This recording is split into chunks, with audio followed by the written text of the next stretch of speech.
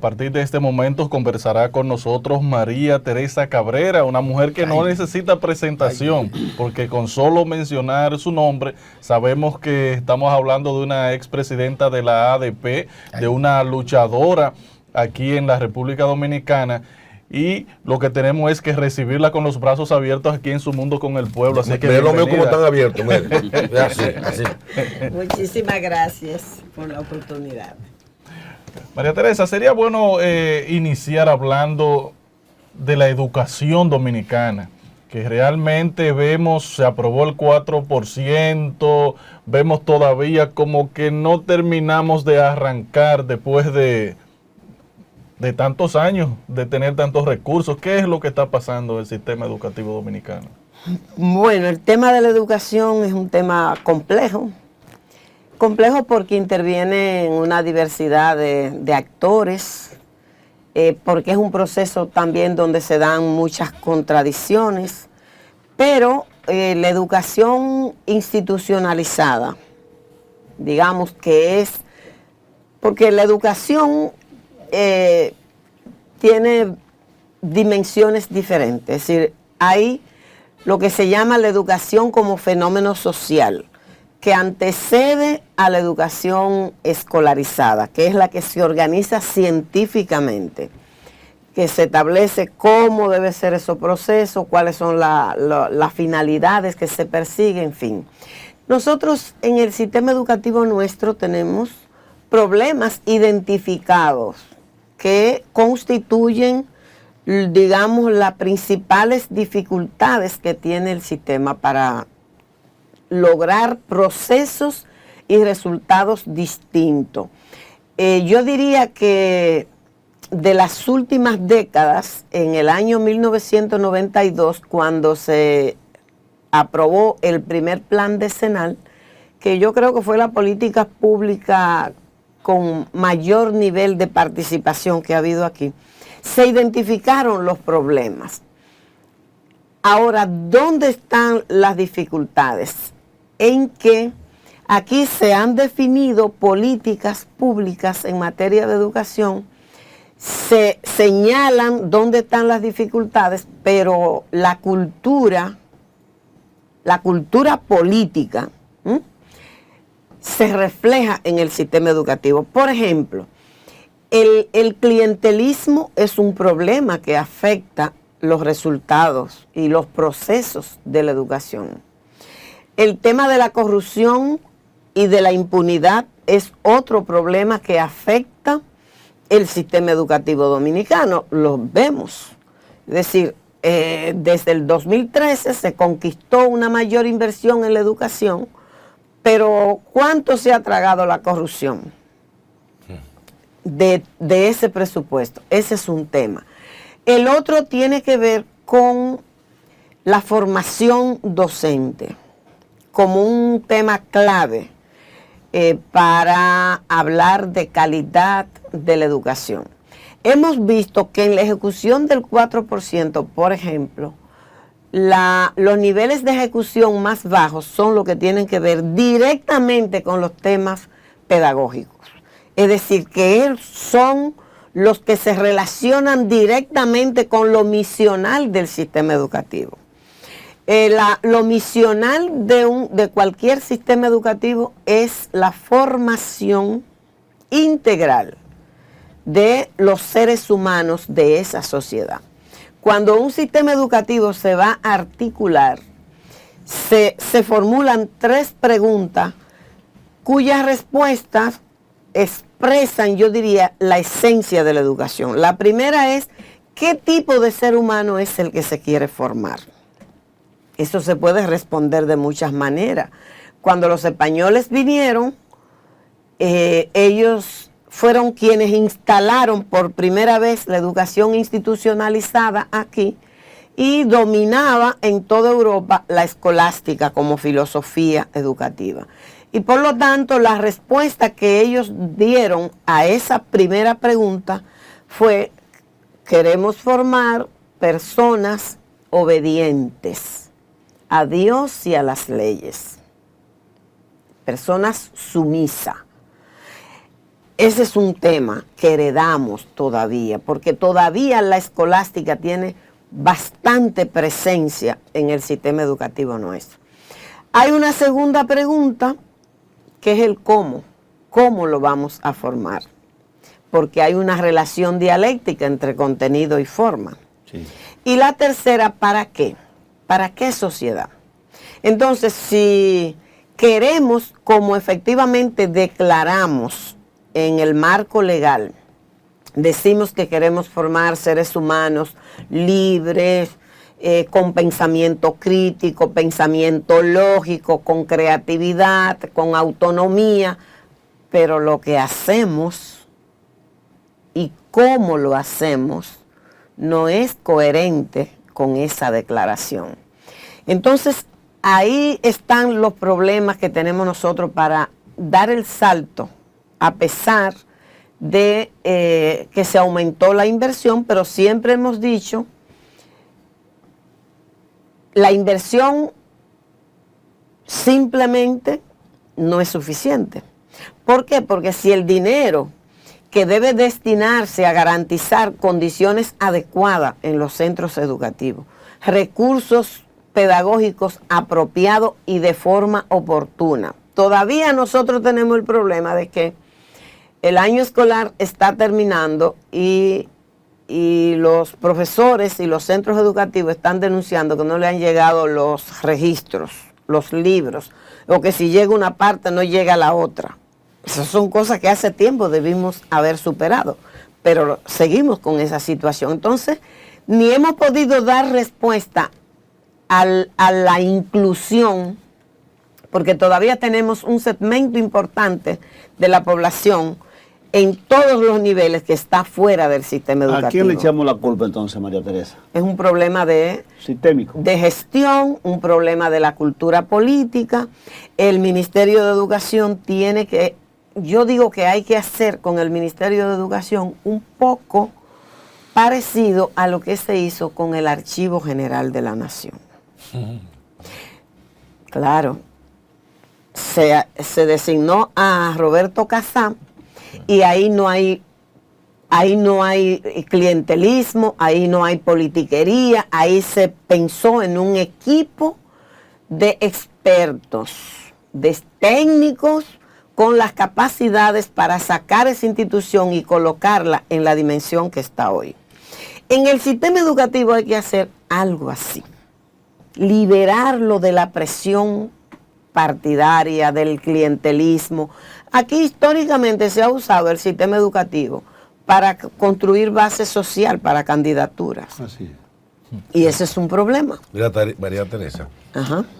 ha hecho una descripción que me gusta porque es lo que más se acerca a la realidad de la educación en la República Dominicana, pero que se puede proyectar a toda América en estos momentos. Seguimos con la idea de que la educación se mantiene de manera lineal, tradicional, en una época, en un siglo del conocimiento, que es donde la tecnología, la nanotecnología, la exponencialidad, y seguimos lineales. Todavía hablamos de pedagogía y ya hoy no se puede hablar de pedagogía. Hay que hablar ahora, estamos hablando de pensamiento crítico, lógico. Ahora mismo están planteando la exponencialidad, lo cuántico, y que el estudiante de hoy no se puede tratar como el estudiante de ayer. A ver. Sino que el estudiante de hoy es un sujeto que también él aporta. Entonces, la conversación entre el maestro tradicional, que pasa a ser, digamos, como un facilitador del proceso de enseñanza-aprendizaje, donde el estudiante no es un objeto, sino sujeto de su propio aprendizaje, porque tiene acceso a todas las tecnologías de hoy. Entonces, eso que tú has dicho está muy bien, interesantísimo. Entonces, ¿dónde estaría el reto ahora? ¿Cuál es el salto a lo cuántico de cara a la exponencialidad para adaptarnos a la nueva sociedad de la tecnología? A ver. Renunciar, no comparto la idea de renunciar a la pedagogía. Nunca se podrá hacer Dame lo eso. conceptual, ¿no? Pedagogía y guiar al niño. No es solo El eso. pedagogo el que guía. No. A ver, eso se superó. Etimológicamente, claro. El origen es así porque era el esclavo Ya. El pedagogo era el esclavo que estaba encargado de guiar al niño, de acompañarle, pero la pedagogía es una ciencia y tiene como objeto de estudio la educación. Nunca podremos renunciar a la pedagogía como ciencia. Al revés, ella da respuesta, ella tiene que dar respuesta a las nuevas demandas que la realidad cambiante va generando. Ahora, lo que sí tenemos que tener claro es qué concepción de educación y qué concepción pedagógica asumimos. Ese sí. Tienes razón en el sentido de las transformaciones, los cambios que vive la humanidad. La revolución científico-técnica ha impactado todos los ámbitos de la vida. Y por lo tanto, ciertamente la generación de hoy no aprende como aprendimos nosotros. Requieren nuevas metodologías, pero la ciencia se ha ocupado de aportar las llamadas metodologías activas, en donde efectivamente el alumno es el sujeto del proceso, es, digamos, el protagonista del proceso, pero el maestro o la maestra tiene la tarea de diseñar situaciones de aprendizaje que posibiliten el protagonismo de los estudiantes en la construcción del conocimiento, pero las ciencias pedagógicas son las que van indicando cuáles son esas metodologías, cuál es la concepción pedagógica que tiene que sustentar la formación de los maestros y las maestras para lidiar con la realidad que tenemos hoy. Nosotros no hemos estado a la altura de la circunstancia en ese sentido.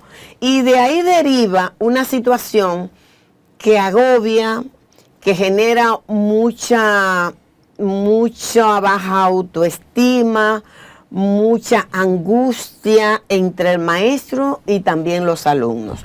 Porque la formación docente tiene que dotar a los maestros y maestras de herramientas pedagógicas para lidiar con la generación de hoy.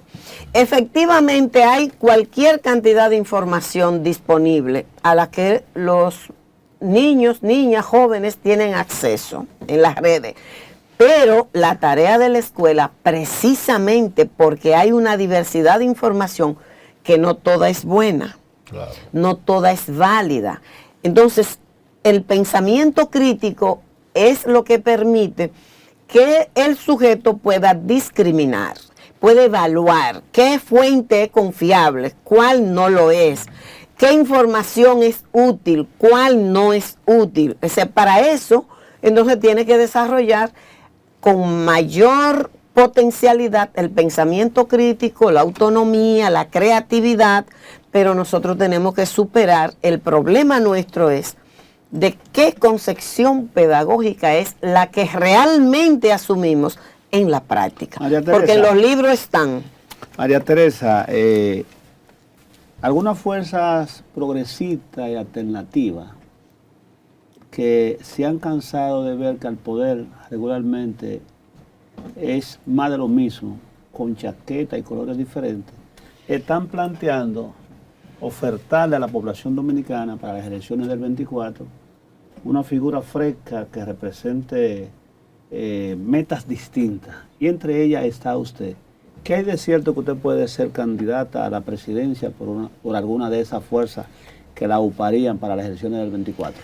Bueno, ciertamente hay un esfuerzo importante en el país en este momento, procurando generar una gran sinergia, una gran articulación entre las fuerzas progresistas, alternativas, de izquierda, popular, procurando ofertar una propuesta, una opción política que se pueda instalar en el próximo proceso electoral, que pueda trascender la coyuntura del 24 y que pueda aportar la direccionalidad para un cambio de época política en el país. El pueblo dominicano ha luchado mucho por un cambio de época. Lo hizo, digamos que el programa mínimo de los expedicionarios del 59, el objetivo central era un cambio de época. Luego debió ocurrir cuando el pueblo salió a las calles tras la caída de la dictadura. Lo que estaba reclamando era un cambio de época. Debió producirse en esa coyuntura, pero el golpe de Estado y la derogación de la Constitución del 63 malograron esa posibilidad. Luego los patriotas del 65 retoman ese propósito. En el 78 conquistamos un espacio de tolerancia política que todavía permanece hasta el día de hoy, pero no pasó de ahí. Es decir, la tarea de abrir paso a una nueva época política está planteada. Y cuando nosotros decimos una nueva época política, estamos hablando de construir democracia de verdad, de generar un proceso que modifique los rasgos esenciales del régimen político que todavía son lo que heredó de la dictadura, restándole los crímenes aleves. El régimen político sigue siendo un régimen que concentra la riqueza en un pequeño grupo. Claro. Y ese pequeño grupo se ha beneficiado de un sistema político clientelar, de salario miserable, de altísimos niveles de corrupción y de impunidad, negador de derechos que deja caer migajas a los trabajadores, a la mayoría trabajadoras. Entonces nosotros creemos que ese es un rasgo que hay que modificar para hablar de democracia.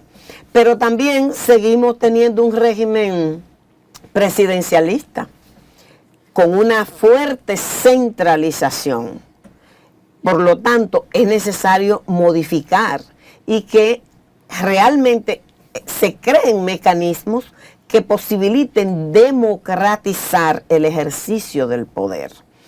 A eso es que estamos llamándole un cambio de época, donde la riqueza que se genera socialmente pueda ser mejor redistribuida, porque tenemos 60 años creciendo la economía, pero no, ese crecimiento económico no logra traducirse en una reducción notable de la desigualdad social que caracteriza a la sociedad dominicana, y es una derivación de la concentración de la riqueza, un sistema impositivo que castiga a los que menos ganan y que pone a pagar muy poco a los que tienen, a los que concentran las grandes riquezas.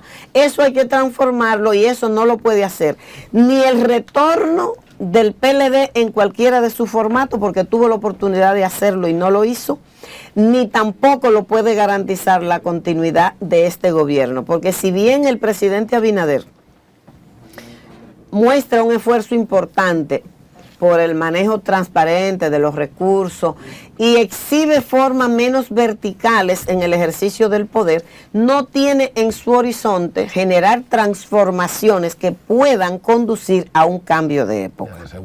Muy bien, muy bien. Desde entonces, eso de, hay un grupo de anuncios ahí, todo le dándole gracias a Neney Cabrera y al presidente por que le hizo un piso de tierra, y eso es, gracias Neney Cabrera. ¿Ustedes quieren acabar con eso? Eso hay que superarlo. Muy bien, muy bien.